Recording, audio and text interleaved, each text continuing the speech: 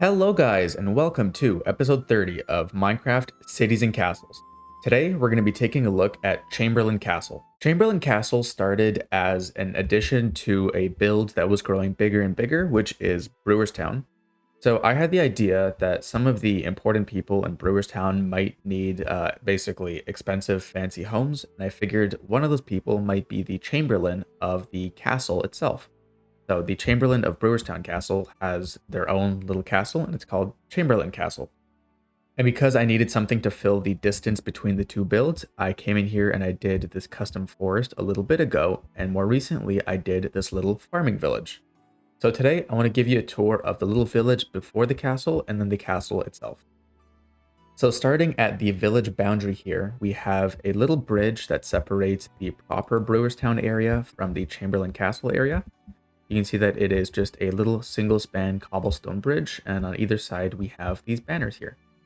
On the right hand, when we come in, we have a plum orchard, and on the left hand we have a bunch of cows using the new 1.25 cows, because I think they look a little bit more medievally than the black and white ones.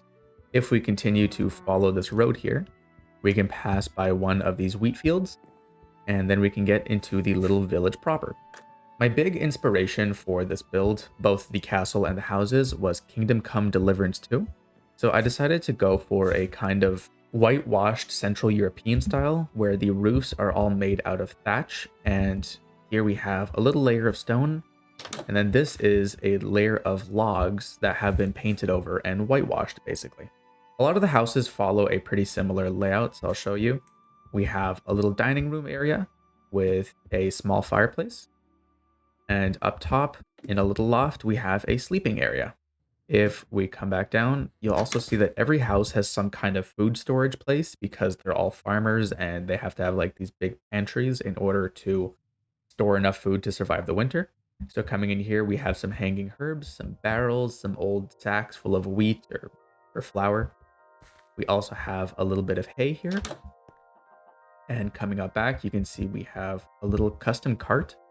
So this is just a two-wheeled cart, so it's currently resting on the floor. We also have a small well here, a little private well for the family. And we have a couple of miscellaneous farm animals. So we have a donkey here and a couple of these little blue chickens. And coming around here, we just have a little bit more hay storage from the wheat that's in these fields. If we come back around to the front, we can come back through here and we'll see that there are 4 houses in this little area, and I tried to do a kind of mix of crops. Some of these are sort of creative mode ones. So here we have some little rutabagas and cabbages, and back here we're raising some sheep on this little plot of land back here. If I fly up, you'll see that almost this whole space is being taken up by agricultural land. And something I realized after I had already started the build is that this really isn't enough field space and farmland for this place. So in the future, you will see the farms and fields on this channel continue to get bigger and bigger. But in any case, we also have a little field of poppies back here. And if we fly down to this area, you'll see that we have a couple of plots of beets and a mill. So down here is where we have our little docks. We have a little bit of fishing going on, but not much. And you can see in there is the big mill wheel. I'll take us into here briefly. So if we go over this little ditch, we can enter the main room. This is where the actual grinding happens, but this isn't where we put the wheat. So if we climb up this ladder, you can see that we can basically empty these bags of wheat into this little funnel. We get the bags up through this little pulley system here conveniently. And if we go down, you can see that it's going to funnel into this grindstone, and then in the basement we can actually see where the grindstone is letting out into this little tub of coarsely ground flour. Coming back up, we can see the mill wheel from the inside. Here we get a little bit of a better view, and if I fly through the wall really quick, you can see that there is a bunch of white foam coming out where the mill wheel is turning. That's almost going to do it for the village. We just have one more house that's a little bit out of the way. If we fly down here just a little bit, we can pass these big old cypress trees and get to the stud farm. On the left-hand side, you'll see that there is a little bit of a stream system, and here we have a small area for doing our laundry. And then if we come back into here, you can see that this is our big pasture for the horses. This is a courtyard where we have a couple of chickens just running around. Again, I'm using these blue chickens because I think they look pretty cool and medievally, especially for that kind of Central European vibe. Over here are our stables, and this is just a little place where we're keeping some wheat and carrots and stuff to feed the horses. And then inside we have a very similar interior to the one that I already showed. It's just a little bit more upper scale. And we have a little smoker here. Again, inspired by Kingdom Come Deliverance 2, trying to really get into that medieval vibe. So most of that village was built during the past like week or so, but the castle itself I built almost entirely back in February when I was still working on Brewerstown. So stylistically, there are a couple of differences, and you'll kind of notice them as we go throughout. But in any case, if we get into here, we can see that there is a little wooden bailey just protecting the bottom of the hill. We can go through this big heavy door here, and this is just a little guard tower. So if we climb up here, you can see that we have a little bow here. This is using display entities. If you want to know more about that, I have a video showing how to use them and some cool designs. But in any case, this will protect the road leading up here, and as well as basically this road coming through the side. There's kind of a little bit of a rampart that goes along certain bits of this where the land is flat enough, but in some areas it's just a little bit too steep. So it's a bit inconsistent, but in any case, we have a bunch of these little sort of platforms where occasionally we can go out and see what's happening beyond the walls. If we come up here, you'll see that there is a big old wagon here, and this is a little granary. And I didn't show it, but down here we have a small target area and a very small stables. Popping back up, we can get to the tower itself. So here we've dug out a little bit of a moat for ourselves, just for an added layer of protection, and then if any bad guys come, well, we can just raise the drawbridge and we'll be safe inside.